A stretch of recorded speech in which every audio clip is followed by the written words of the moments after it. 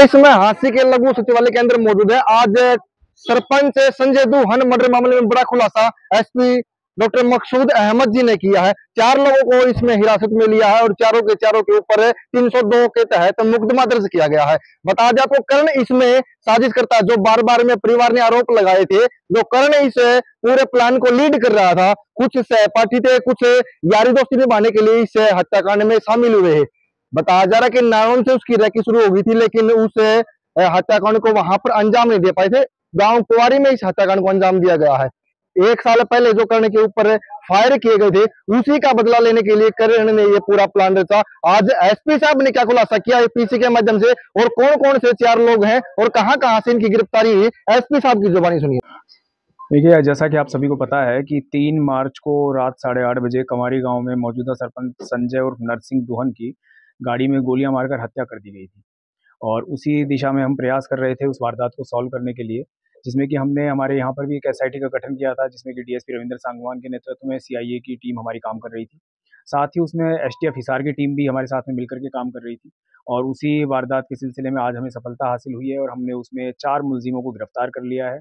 और उन 4 मुलजिमों की गिरफ्तारी के साथ ही उनसे 3 असले बरामद हुए हैं, 3 पिस्टल और 5 जिंदा कारतूस उनसे बरामद हुए हैं। और पूरी वारदात जो है वो सॉल्व हो गई है।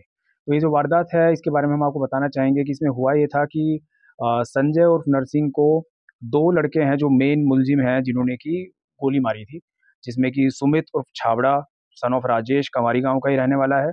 और दूसरा है इसमें अमन सन ऑफ सुभाष, जो कि उमरा गांव का रहने वाला है। ये दोनों लड़के वो थे जिन्होंने कि गोली मार के संजय की हत्या की थी, उसको गोलियां मारी गई थी। दोनों ने मिलकर के 8 गोलियां फायर की थी, जिनमें से कि 6 गोलियां उसको संजय को लगी थी और उसकी मौके पर ही मृत्यु हो गई थी।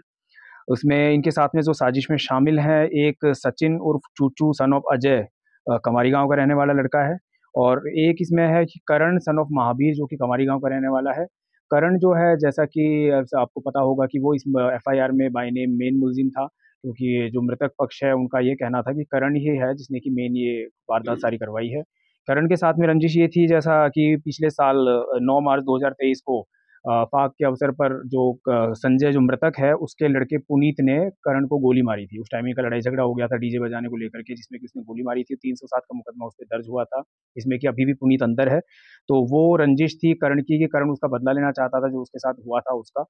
और साथ ही साथ जो फिर उसमें शामिल वारदात में जो हुए इनकी प्लानिंग के अंदर, सुमित जो है लड़का, सुमित उर्फ छाबड़ा जिसे कहा जाता है, जो कि कंवारी गांव का ही रहने वाला है, उसकी भी संजय से रंजिश थी। उसकी रंजिश की वजह यही थी कि उनकी जो जमीनी विवाद था, उनकी जो कुछ जमीन थी जो कि संजय ने उस पे अपने नाम करवा ली थी, कब्जा कर लिया था, उसके बाप के से नशे में साइन करवा के अपने नाम जमीन कर ली थी, उस पे लोन वोन भी उठा लिया था।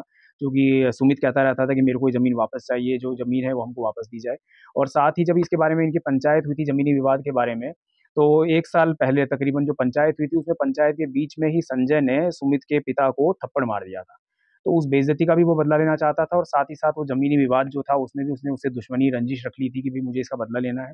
और इन्होंने मिलकर के प्लानिंग की। इसके साथ में इनके साथ में जो जुड़े, वो एक अमन लड़का है और एक सचिन है। सचिन जो है वो सुमित और करण का बिल्कुल बचपन का दोस्त है, तो उसने यारी दोस्ती में इनके साथ मिलकर के कि भी तुम्हारी उसका बदला लेना चाहिए तुमको, और उनके साथ वो शामिल हो गया इस वारदात को देने के लिए। और जो अमन लड़का है, वो कुछ उनकी दोस्ती भी थी, लेकिन कुछ उसको अमन को ये भी कहा गया था कि भाई तेरी हम मदद कर देंगे, तेरे को भी पैसे वैसे भी दे देंगे उस तरीके से। तो वो कुछ पैसे के लालच में भी वो इनके साथ जुड़ गया था। जो ये लड़के हैं, करण जो है इसकी उम्र 28 साल है, और ये जैसा पता है ये उसको पिछले साल गोली मारी गई थी। इसके ऊपर पहले कोई क्रिमिनल कोई केस दर्ज नहीं है, कोई क्रिमिनल रिकॉर्ड नहीं है इसका। जो कि लेकिन सुमित जो है ये 21 साल का रहने वाला है। ये सेल्समैन का ठेके पे सेल्समैन का काम करता है अग्रो में। इसके खिलाफ 2 अभियोग पहले से अंकित हैं, 2 मुकदमे दर्ज हैं, एक लड़ाई झगड़े का 2020 का और एक डकैती का मुकदमा है 2020 का। तो सचिन जो है ये 23 साल का है, इसके खिलाफ एक एनडीपीएस का मुकदमा है 2020 का, 120 किलो गांजे का। अमन जो है लड़का 19 साल का रहने वाला है, इसका भी कोई काम ये नहीं करता, ये आवारा किस्म का लड़का है, और इसके भी 2 मुकदमे दर्ज हैं, एक लड़ाई झगड़े का और एक आर्म्स एक्ट का इसके खिलाफ पहले मुकदमा दर्ज है। तो इन चारों ने प्लानिंग करी है बैठ कर के साथ में। और वारदात वाले दिन जो था, करण जो था वो अपने घर पर ही मौजूद था। उसने क्योंकि एविडेंस क्रिएट करने की कोशिश करी कि मैं घर पे मौजूद हूँ, कैमरे के अंदर फुटेज में आ रहा है। उसने जब ये गाड़ी जब टकराई थी गोली लगने के बाद में, तो 112 पे कॉल भी उसी ने किया था, क्योंकि वो अपने बचाव में पूरे सबूत क्रिएट करना चाहता था।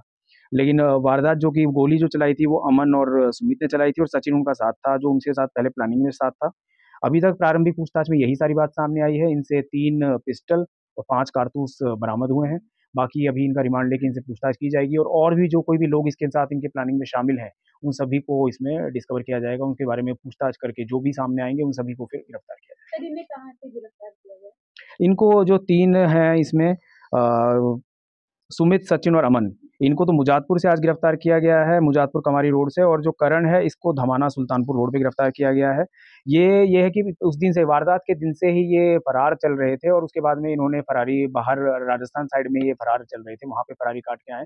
आज ये वापस यहाँ पे इस तरफ आए थे, जैसे हमें सूचना मिली कि भाई ये कुछ पता परिजनों से कॉन्टैक्ट करने के लिए, और कुछ पैसे वैसे इनके क्योंकि खर्चा पानी खत्म हो गया था, तो उसके लिए इधर की साइड में आए थे। तो जैसे ही हमें सूचना मिली तो ये जॉइंट ऑपरेशन था एसटीएफ हिसार की टीम का, इंस्पेक्टर अनूप के नेतृत्व में, और हमारी सीआईए हांसी की टीम जो है इंस्पेक्टर यासीन खान के नेतृत्व में, दोनों ने मिलकर के दोनों टीमों ने ये कार्रवाई करी है और संयुक्त रूप से ये कार्रवाई को अंजाम दिया और हमें इसमें सफलता हासिल।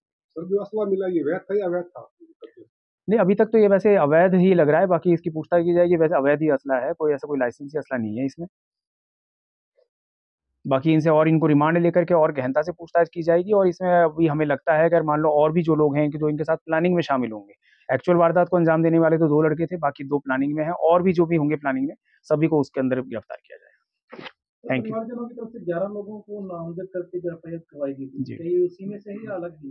जी, इसमें यह है कि ये जो 3 लड़के हैं ये उसमें बाय नेम नहीं है, इसमें सिर्फ करण है इनमें से जो लड़का जो कि बाय नेम वालों में से था। बाकी जितने भी बाय नेम उसमें एफआईआर में हैं उनके बारे में पूरी तरह से इनसे गंभीरता से गहनता से पूछताछ की जाएगी। जिस किसी का भी रोल क्लियर आएगा सामने उन सभी को गिरफ्तार किया जाएगा। चारों पे 302 का ही मामला दर्ज हुआ है ना सर?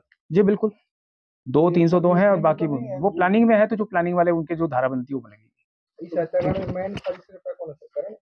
मेन इनकी करण और सुमित, ये दोनों हैं जो कि इन दोनों ने मेन मिलकर के प्लानिंग की है। दोनों की रंजिश थी, सुमित भी बदला लेना चाहता था और करण भी अपना बदला लेना चाहता था। उन्होंने रैकी की थी सर पहले, इस टाइम आएंगे जी बिल्कुल, इनका ये है कि जो प्लानिंग चल रही थी, ये जो अभी तक प्रारंभिक पूछताछ में जो बात आई है कि ये करीबन 4-5 महीने से प्लानिंग कर रहे थे। इन दोनों ने जो प्लान बना लिया था, वो 4-5 महीने से बना लिया था कि भई हम इसके ऊपर हमला करेंगे।